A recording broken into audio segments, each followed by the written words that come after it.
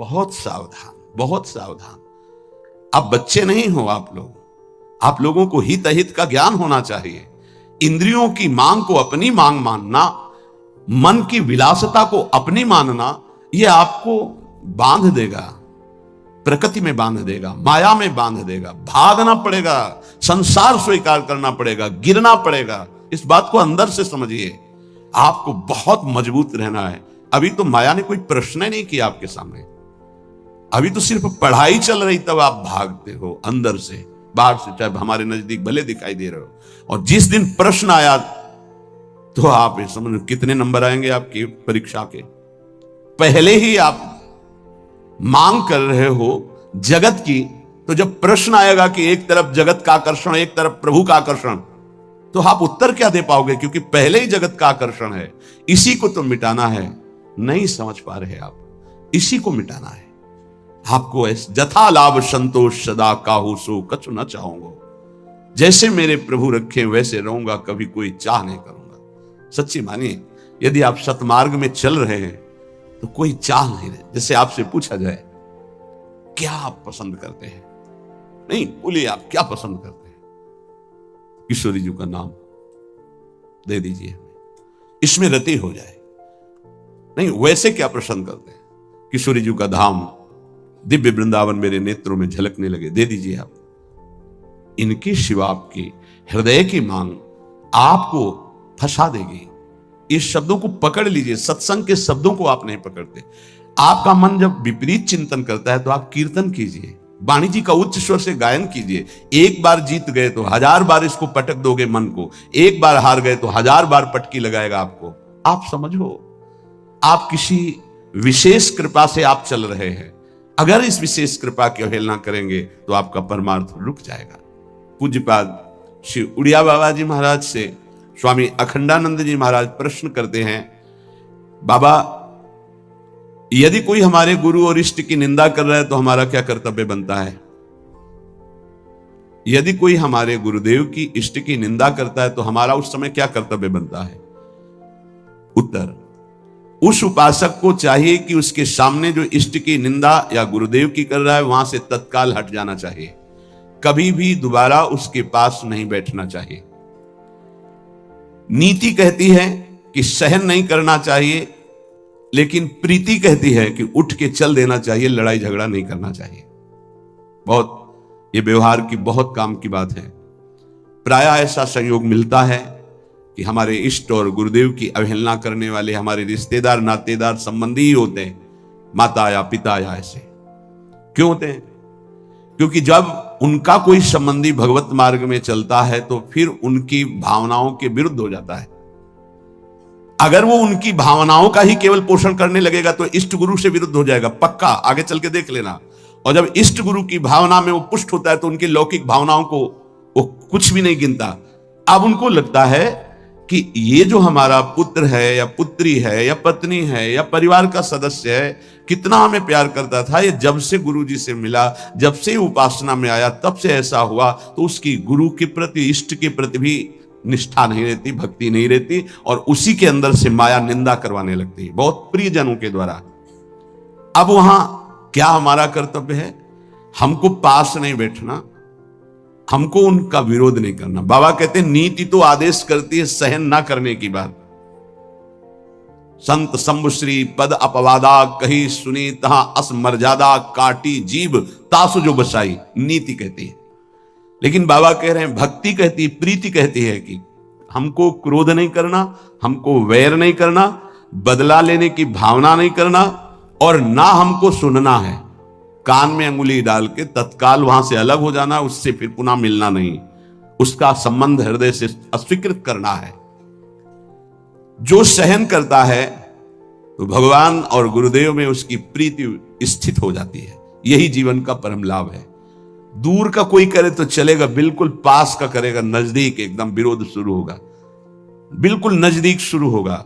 आपको बचाना है अपने आप को और उसका भी मंगल मनाना है। भगवान से प्रार्थना करनी है कि इसकी बुद्धि शुद्ध हो जाए और अपने को उसके आकर्षण, संबंध, वचन तीनों से दूर हटाना है। क्योंकि भगवान की स्मृति स्वयं श्री भगवान है। अगर आप इष्ट और गुरु की निंदा सुनेंगे, करना तो बहुत दूर की बात, तो आपकी भगवत स्मृति गायब हो जाएगी, स्मृति चली जाएगी। स्मृति गई तो कुछ नहीं रह गया। यहां तक कि उपासक को भगवान से भी बढ़कर भगवान की स्मृति पर भाव रखना चाहिए। यस्य स्मरण मात्रेण जन्म संसार बंधनात्, जिनका स्मरण मात्र संसार उसमें जन्म मरण के चक्र से मुक्त कर देता है, उन प्रभु की स्मृति को प्रभु से भी बढ़कर के मानना है। कोई कहे प्रभु से बढ़कर कैसे हो सकता है? तो प्रभु तो हमारे हृदय में है, लेकिन उनकी स्मृति नहीं है, तो नाना प्रकार के विकारों में हम बंधे बह गए। और जिस दिन से गुरु कृपा से भगवत स्मृति जागृत हुई, तो हमें सुख मिला, शांति मिली, विश्राम मिला। दुख प्रभु नहीं दूर किए, प्रभु तो सबके हृदय में बैठे हैं। प्रभु की स्मृति भजन ने दुख दूर किया। गोस्वामी जी ने भी लिखा है कि सबके हृदय अछत अविकारी, सकल जीव जग दीन दुखारी, तहां वेद अस कारण भाखा। वहां वेद ऐसा कारण बता रहे कि भगवान तो सबके हृदय में अछत अविकारी सुख सिंधु विराजमान है, पर जीव सब दीन दुखी हो रहे हैं, विषयों के प्रति दीन और दुखी हो रहे हैं। उसका कारण क्या है? भजन नहीं है। भगवान के होते हुए दुख निवृत्त नहीं हुआ, लेकिन जे भी भजन प्रारंभ हुआ भगवत स्मृति, वो दुख को जड़ से मिटा दिया। इसलिए भगवत स्मृति भगवान से भी बढ़कर, ऐसे भगवान की स्मृति देने वाले गुरुदेव और जिनकी स्मृति ऐसे हमारे आराध्य देव, अगर इनकी कोई निंदा करे तो मेरा प्रिय कैसे हो सकता है? माया जहां आप एकाग्रता करके प्रभु में लगने की कोशिश करेंगे तो विविध रूपों में आकर आपको आकर्षित करेगी। आप आकर्षित ना हो, आप विरोध से परास्त ना हो, आप अपनी भक्ति को पुष्ट रखें। जो जीव मेरा और तेरा, मैं और मोर, इसी को महत्व दे रहा है, वो भगवान से प्यार नहीं कर सकता। क्योंकि भगवान से प्यार करने के लिए इस मेरा और तेरा को, लौकिक शब्द को मिटाना पड़ेगा।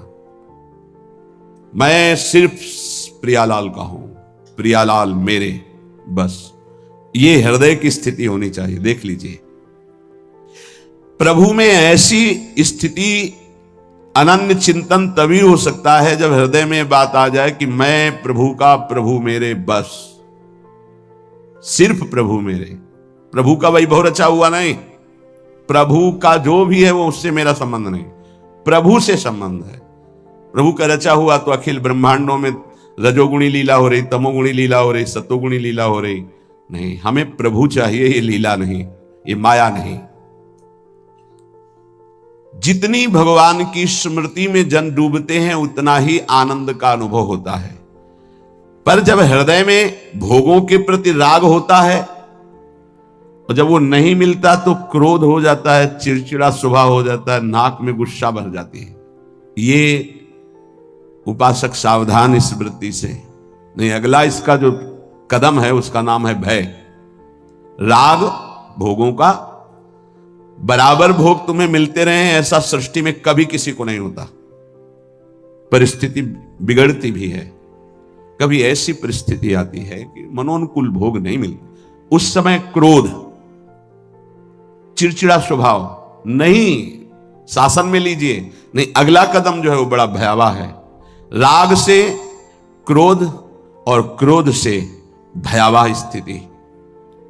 नित्यानंद रस की अनुभूति के लिए चलने वाला उपासक हृदय में भोगों का राग न रखे, नहीं तो क्रोध, चिड़चिड़ा स्वभाव हो जाना, कुछ अच्छा ना लगना, वो विध्वंसक भाव आगे भय उपस्थित कर देगा, आपकी चेष्टा भयावह होगी।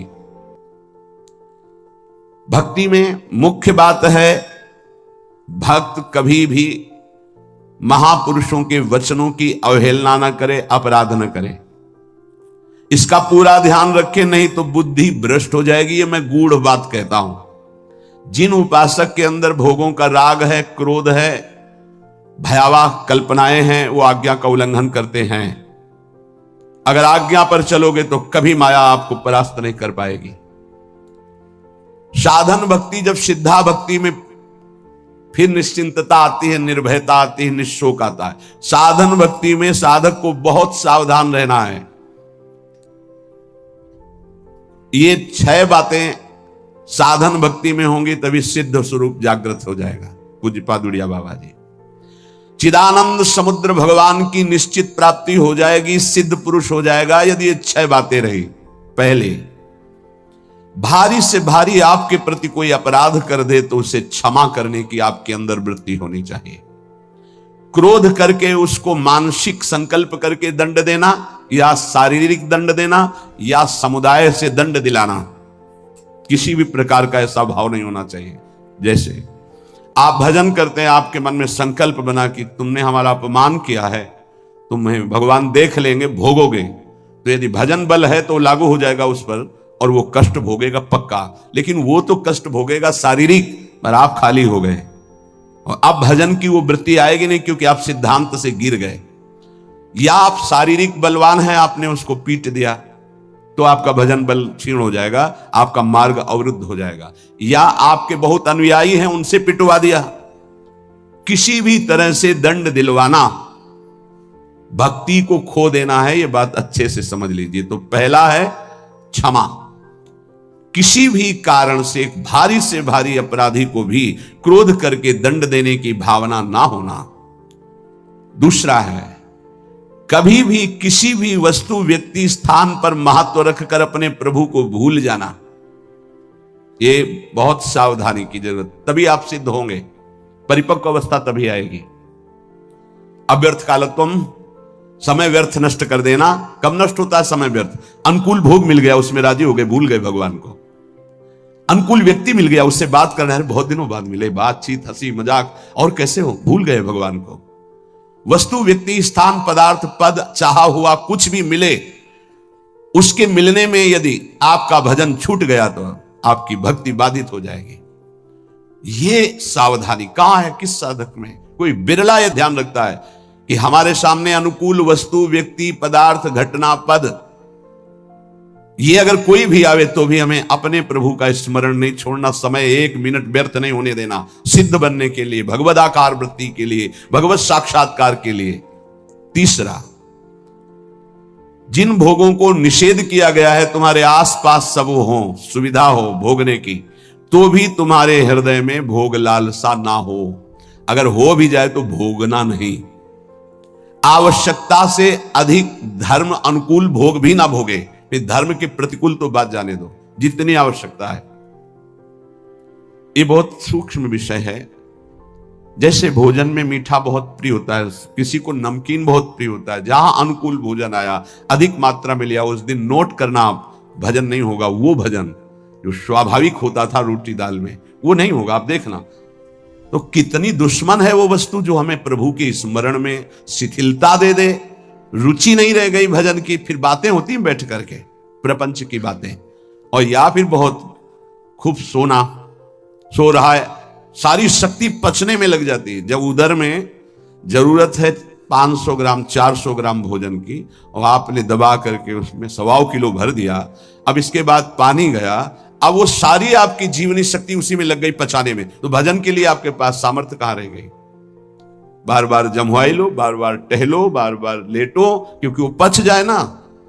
अब वो कि बर्बाद ना हो, तुम ही हो भारत में सार्थक करने वाले, और तो जीव है ही नहीं भाई। और भी तो पशु पक्षी, तुम अपनी केवल हो, तुम उतना ही सेवन कीजिए, वो कोई और पालेगा, पशु पक्षी पालेंगे, कुछ चीज बर्बाद नहीं। आप छोड़ दीजिए, उसमें चींटियां लग जाएंगी, वो चींटी पालेंगी, बहुत से कीट पतंगे वो पालेंगे। आप ऐसा ना सोचे कि बर्बाद हो। तो उपासक को पदार्थ, वस्तु, व्यक्ति, हमें किसी व्यक्ति से इतना प्रेम नहीं कर लेना कि वो उसके मिलने पर प्रभु का विस्मरण हो जाए। ये बहुत सूक्ष्म बातें महापुरुषों के द्वारा शोध कर कही गई हैं। चौथा, सम्मान सबको बहुत प्रिय है, बहुत प्रिय है। सम्मान किसको अच्छा नहीं लगता? पशु पक्षी को भी अच्छा लगता है सम्मान। पुचकार कर, दुलार करो, प्यार करो, सम्मान दो। जो भगवत मार्ग में सिद्धावस्था को प्राप्त होना चाहता है, सम्मान को जहर की तरह देखे और नीच पुरुषों द्वारा किए हुए अपमान को अमृत के समान पान करके निराभिमानी बन जाए। चौथी बात है, देखो परमार्थ को तो समझना ही पड़ेगा, ये बहुत जहरीली बात है। सिद्धावस्था ऐसे प्राप्त नहीं होती। पहला, तुम्हारा कोई किसी भी तरह से अपराध करे, तुम्हें क्षमा करना है। ना मानसिक, न शारीरिक, न वाचिक, न व्यवहारिक किसी भी तरह का उसको दंड देने का विधान यद्यपि सामर्थ्य है फिर भी नहीं, पहला। दूसरा, कभी भी किसी भी वस्तु, व्यक्ति, स्थान के आकर्षण में प्रभु को नहीं भूलना, यह तुम्हारे ऊपर शर्त है। तुम्हारे सामने कोई व्यक्ति आए, वस्तु आए, पदार्थ आवे, घटना आवे, प्रभु को नहीं भूलना। अंदर राधा राधा राधा, किशोरी जी से बढ़कर प्रिय कौन हो गया, जिससे अगर प्रभु को भूल जाते हैं तो वो बड़ा हो गया, प्रभु छोटे हो गए। वो पदार्थ बड़ा हो गया, वो संपत्ति बड़ी हो गई, वो व्यक्ति बड़ा हो गया, वो घटना बड़ी हो गई जिसने प्रभु को भुलवा दिया। नहीं। तीसरा, विविध प्रकार की भोग सामग्री आसपास फ्री भोगने के लिए हो, फिर भी नहीं भोगना, क्योंकि हमें भगवत साक्षात्कार करना है। अनुकूल धर्मयुक्त भोग भी उतना भोगना है जिससे हमारा भजन चले, जैसे खान पान, विश्राम उचित। सम्मान सबको प्रिय होता है, अपमान सबको दुखद होता है। भक्त को अपमान अमृत के समान लगता है, सम्मान विष के समान लगता है, उल्टा, वो निराभिमानी होता है। पांचवा, इष्ट देव के चिंतन में बेविचार नहीं होना चाहिए। बेविचार ये परिपक्व भगवत साक्षात्कार की बात है, साधारण साधक की, प्रारंभिक साधक की बात नहीं है। 4 बार शिव जप लिया, 5 बार अमुक जप लिया, फिर जप लिया, ये जप लिया, वो जप लिया, नहीं। केवल अपने इष्ट देव में ही, अगर शिव है तो शिव संबंधी, राम तो राम संबंधी। अब ये सिद्धावस्था की तरफ जा रहा है साधक। यहां खिचड़ी नहीं होगी, यहां सीधे एक वृत्ति केवल अपने इष्ट देव की, उन्हीं का स्वरूप, उन्हीं का सेवा, उन्हीं का नाम जप, उन्हीं के गुण कीर्तन, उन्हीं के प्रेमियों से मिलना, इष्ट मिले और मन मिले, तभी परिपक्व सिद्धावस्था को प्राप्त होंगे। छठवां, सदगुरु की शरण में रहकर उनके बताए हुए मार्ग से चलना, सिद्धावस्था। यह बहुत कठिन है, बहुत कठिन है। सदगुरु की आज्ञा में जो जीवन दे दे, बहुत कठिन है। कल एक उपासक कह रहे थे कि हम बहुत प्रयास करते हैं, वर्षों हो गए करते हैं, लेकिन अभी यही निश्चय नहीं कर पाए कि मुझे जाना कहां है, जपूं क्या, निरंतर क्या करूं। तो गुरुदेव का वर्ण किया, बोले नहीं तो पूरा जीवन व्यतीत हो जाएगा, निर्णय थोड़ी कर पाओगे। ये निर्णय तो गुरुदेव के द्वारा होता है। जो गुरुदेव ने नाम दिया, जो साधन बताया, आजीवन उसी में। गुरु प्रदत्त इष्ट के विग्रह में, छवि में, नाम सेवा में सर्वस्व विराजमान है, भाव समझ लीजिए। गुरु प्रदत्त नाम मंत्र में, गुरु प्रदत्त साधना, वो सिद्ध होने के लिए बहुत आवश्यक है, और उसी में स्थिति होने से सिद्धावस्था प्राप्त होती है। बहुत ये सूक्ष्म विषय सब नहीं समझ पाएंगे। भगवान विविध रूपों में विविध भाव वाले भक्तों को सुख दिया है। जब कृपा होती तो विविध रूप सब आते हैं।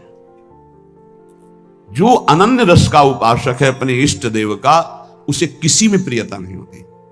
तो इसका मतलब अभी ज्ञान नहीं हुआ, नहीं नहीं, ये ज्ञान के ऊपर की बात है, ज्ञान के ऊपर की बात है। ये ज्ञान तो बहुत पहले गोस्वामी जी को हो गया था, सिय राम में सब जग जानी। फिर कह रहे बने तो रघुबर ते बने, बिगड़े तो भरपूर, तुलसी औरन ते बने, ता बनी बेपिन।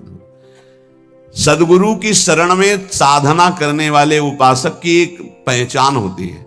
गुरु प्रदत्त इष्ट नाम उपासना किसी और कुछ अच्छे नहीं लगेगा, कोई सिद्धांत वर्णन उसके पकड़ में नहीं आएगा, उसको सब माया नजर आएगी।